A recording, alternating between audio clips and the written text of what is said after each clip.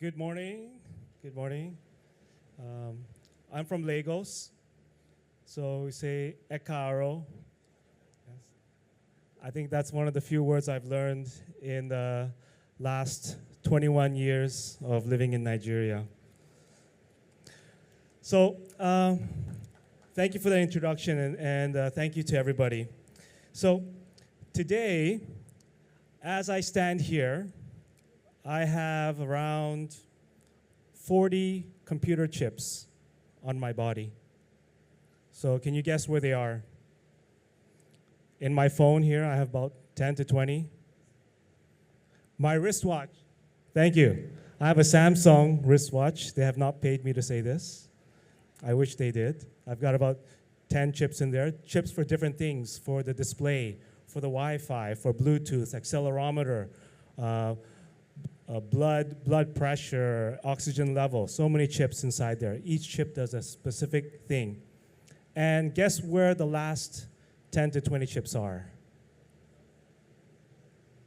Okay, I heard something. Yes, in my glasses.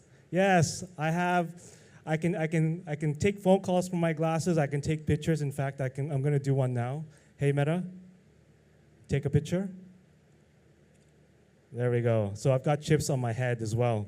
So it's not just me. I mean, every one of you today has done a journey this morning involving hundreds and hundreds of chips, hundreds and hundreds of microchips. From the time you wake up, your alarm clock, your phone has chips in it, your microwave oven, your car has multiple computers inside it for safety, for engine management, for entertainment. As you get here, it's the security cameras, the air conditioners, everything has a chip inside it. And that's just you, and that's just today. But I think we can all agree that the number of chips that are used in our lives is going to increase. You know, the global importance of these chips can't be overstated. The chips fuel industries across all sectors. Healthcare, these advancements help save lives. They detect different diseases in diagnostic devices. Self-driving cars. I haven't seen one yet in Lagos, but these self-driving cars rely on multiples of chips. I think it'll take some time to self-drive in these roads, though. Yes, but we will see them when they get very, very good. And let's not forget AI. I mean, AI is the buzzword. Put AI in your pitch deck, and I can guarantee you'll get 3 times as much money. But, you know, AI in the last couple of years has experienced an exponential growth in its application and usability. I think everybody here has used ChatGPT in some way or another to do your homework, to write your reports, to look for information. It's just growing. But the thing is, AI lives on microchips. It lives on microchips. The better the microchip, the better the AI. And we all know the importance of AI and what its role is in the future. Software lives on microchips. Software can only be as good as the microchip that it's on. So, how do you make a microchip? It's actually quite simple. I'll explain it simply. First, you design the microchip. And when you design the microchip, it's like an architect. You design a building. You don't actually have to go onto a construction site or dig a single shovel of dirt. You design it. The next step, verification, making sure that what you've designed works well. And the last step is probably the step that we all are familiar with when you have these silicon wafers and there's a guy in a white suit looking at it. That's called fabrication, and we call that a fab. So there's 3 steps: design, verification, and fab. So how many microchip companies are there in Africa? Well, I want to let you know that the rest of the world is the governments are making massive investments into microchips for their future. India, Germany, Singapore are investing over $10 billion into that industry. The EU $46 billion. USA, over $60 billion. China, $150 billion. South Korea, $450 billion are being invested into this industry because it is so important. Where's Africa? Where's Nigeria? It's true. There is an imbalance here. But this is the opportunity. While some countries are leading this technological change, others are finding themselves in the periphery of these advancements. Sorry for this sad story, but this is the opportunity. And how can we participate? Well, the first thing is we can ask the government. But the governments need money. Government needs revenue. This is the reality of it, from the GDP, from industry. And the sweetest thing for any country is to get revenue from abroad. And how do countries do that? By selling things within the country. In Nigeria, the major product which is sold to other countries, yes, you've guessed it, is oil and gas. It accounts for over 70% of Nigeria's export revenue.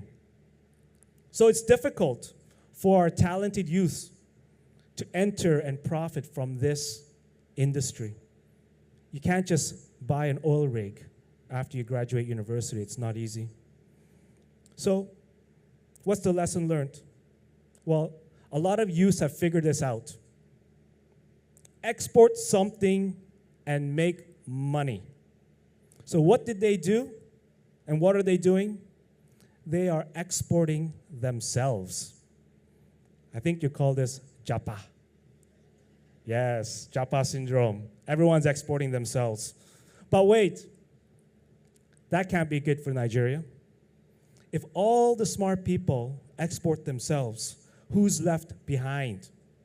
Who can develop the next technology that Nigeria needs?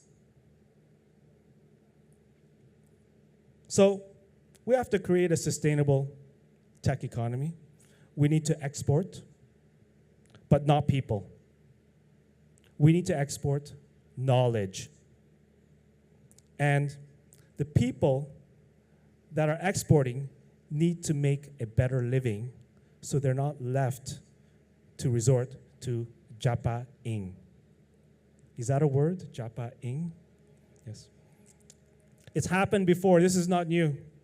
India created a new industry in business process outsourcing back in the 90s. Fancy word for call centers. Call centers are a massive industry in India, and they started getting work from some of the top banks in America, like American Express. Today, the call center industry in India accounts for a significant portion of the Indian GDP, and is also a reason why many Indian diaspora are returning home. Reverse Japa. Yes, and that's what we need in Nigeria. What if it's possible to repeat this history and create a new industry in Nigeria? It is. So, like I mentioned, just like how architects design skyscrapers, in the world of microchips and semiconductors, chip designers can create a microchip or part of a larger chip and provide these services to the global industry.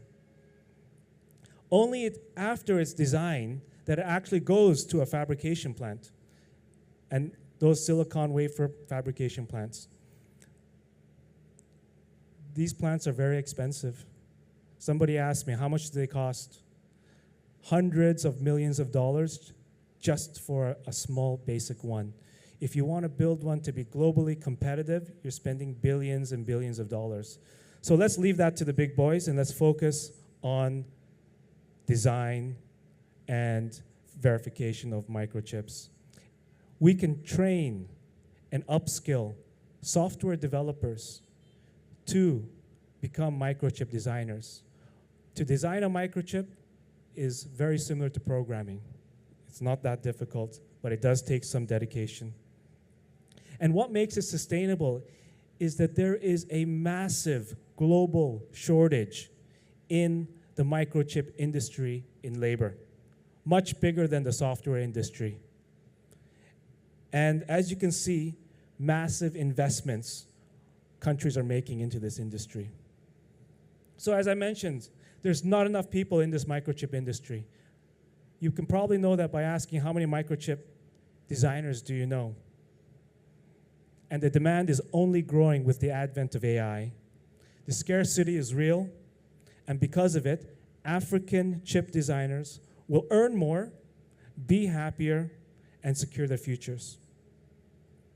So, in conclusion, we have a huge amount of potential within Nigeria's borders for groundbreaking advances that could put us on par and even ahead of other countries in this tech revolution. By securing our future through innovation in microchips, we are ensuring a world where progress is never halted and prosperity knows no boundaries. Thank you very much.